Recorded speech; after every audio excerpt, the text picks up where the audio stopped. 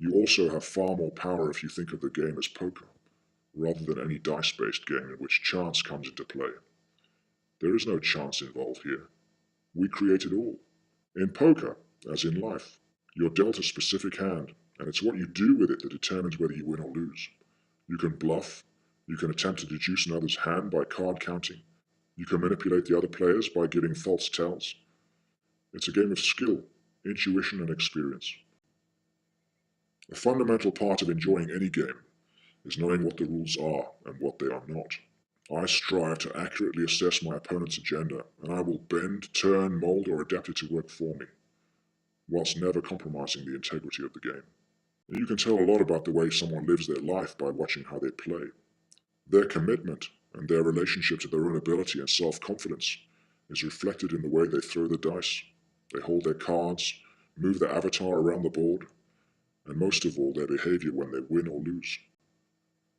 Now, I am acutely aware that I'm walking a thin line here. You may think I'm making light of the alarming events going on in our world right now. But in terms of the big picture, they are frivolous because it is just a game. But we're pretending this game is real, so we must play full out. It has to be taken seriously. We have to do all the things we're doing, protesting about 9/11, the war in Iraq, the raping and pillaging of other nations' natural resources, and so on. It is serious, but your other job is to take the most empowering perspective on any event. You are empowered to affect the game as an equal. The moment you forget, you become victim to the other player's tactics. And we have to ask ourselves why we're being bombarded by messages that induce fear. Fear in terms of frequency is a very slow vibration, and, as such, it allows for easier manipulation. While you're in a state of fear, you're more pliable, malleable, and suggestible. On the other side of the coin, we have anger, another very low-frequency state. Keep in mind that although anger is a fear killer, it still operates in the same low frequency. That's why they seem to be able to create more effectively than you can, because we're all hopping back and forth between fear and anger, scaring each other with talk about what they are doing, and then getting angry about it, never raising vibration long enough to create anything we really desire, or anything that can turn the game to our advantage. While you're listening to the shock jocks, who are also playing their part in the game, try tuning into how you're feeling. If you're feeling fearful or angry or both, then they've got you right where they want you. Now, without naming names, there are certain truth jocks out there that make me want to go out and do some serious harm.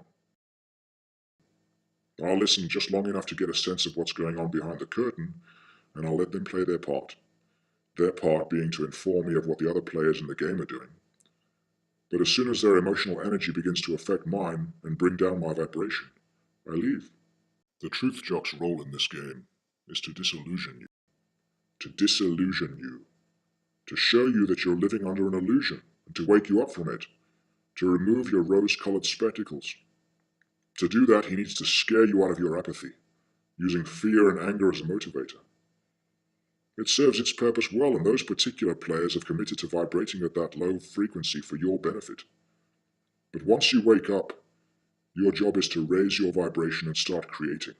If you choose to remain with the truth jocks in the low frequencies of fear and anger for longer than is necessary, you just won't be having as much fun up in the higher frequencies creating for yourself in the game. Listen to them, get the headlines, then get out and raise your frequency again. Now here's another secret for you. The elite love to be hated, and we love to hate them. Hate is fueled by both fear and anger, and the only ones who benefit from your hate, and therefore your self-imprisonment in the lower frequency, is your opponent.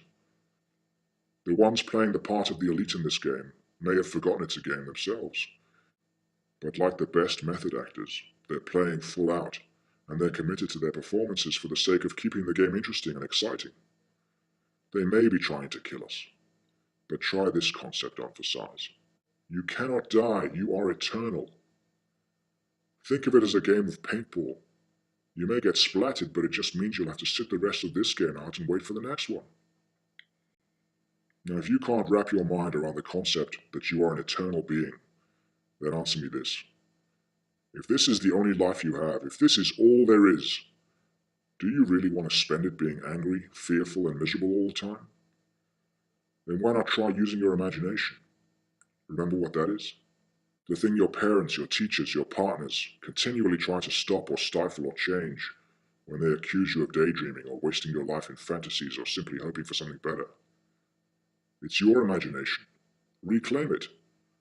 Imagine how powerful you are long enough, steadily enough, with clarity of purpose and singleness of intent, and watch your life change.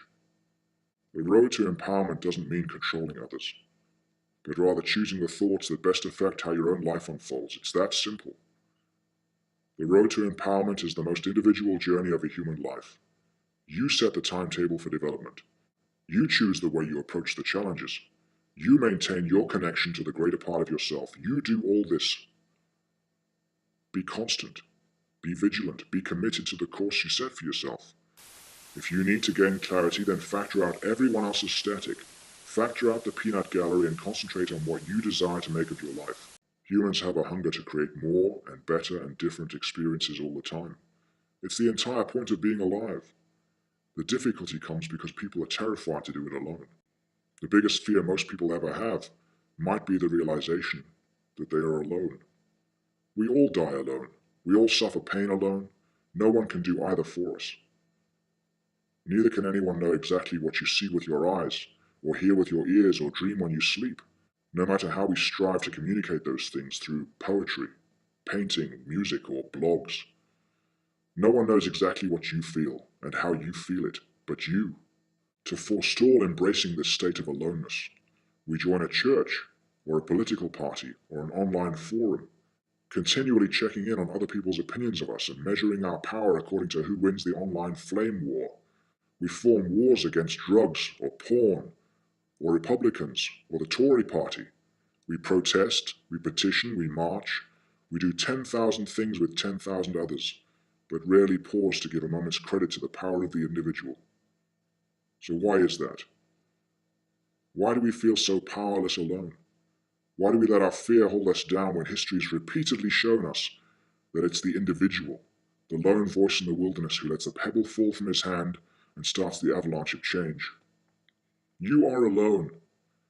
You are alone because you are a part of the whole, having a subjective experience called life that is completely unique to you. You're alone because despite the begging, pleading, lying, seducing, dominating or manipulating you might do, you can never really change another sovereign soul. You are alone because in this reality, the only life you can really have a lasting effect on is your own. And you know what? That is powerful enough by far.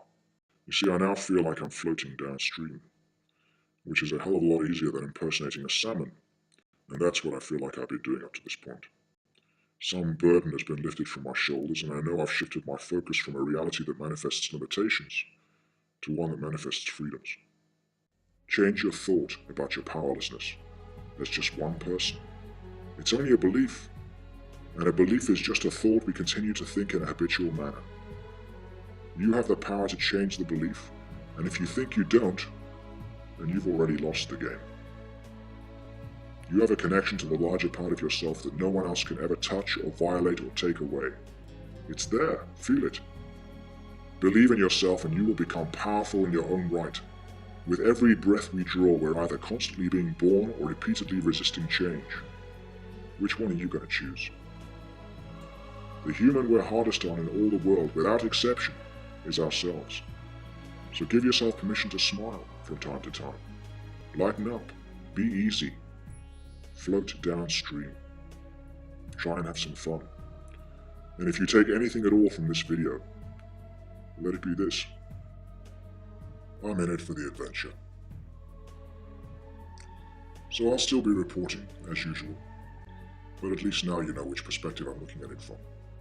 And no, the irony of a man in a black ski mask and sunglasses speaking on matters of spirituality hasn't escaped me. Thanks for listening. It's just a ride. The eyes of fear want you to put bigger locks on your door, buy guns, close yourself off. The eyes of love instead see all of us as one.